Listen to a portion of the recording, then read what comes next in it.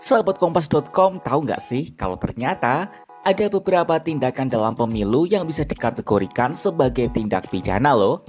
Aturan ini tertuang dalam Undang-Undang Nomor 7 Tahun 2017 tentang Pemilihan Umum. Secara lebih spesifik, aturan ini tertuang dalam buku kelima bab 2 tentang ketentuan pidana pemilu. Terdapat 67 pasal yang mengatur soal tindakan apa saja yang termasuk dalam tindak pidana pemilu, tepatnya dari pasal 488 sampai pasal 554. Tentu dalam video ini tidak akan kita bahas semua ya. Bagi sahabat Kompas.com yang ingin melihat detail aturannya, dapat mengakses lewat tautan yang tercantum di kolom deskripsi. Atau bisa cari di Google dengan kata kunci Undang-Undang Nomor 7 Tahun 2017 tentang Pemilu. Lalu klik situs paling atas atau yang berkaitan. Setelah itu bisa di-preview atau di-download.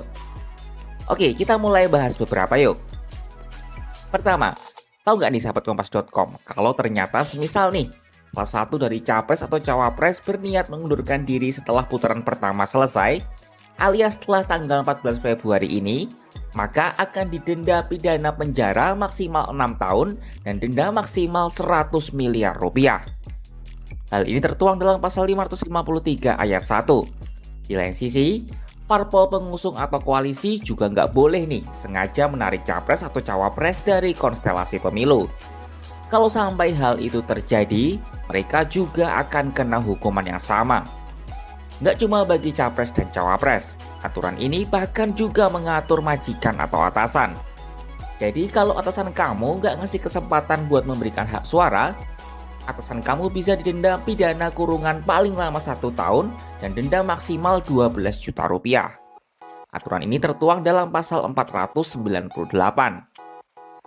Soal serangan fajar yang bisa terjadi sebelum pencoblosan, ada aturannya juga nih sahabat Kompas.com.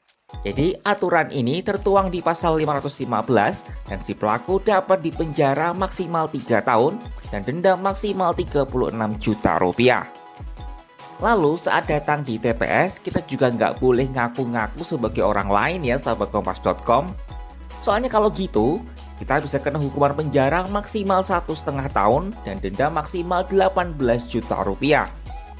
Sebenarnya masih banyak lagi yang belum dibahas dari aturan itu. Misalnya larangan bagi anggota KPPS, PPS, KPU, dan lain sebagainya. Satu yang pasti, yuk kita jadi pemilih bijak dan taat aturan.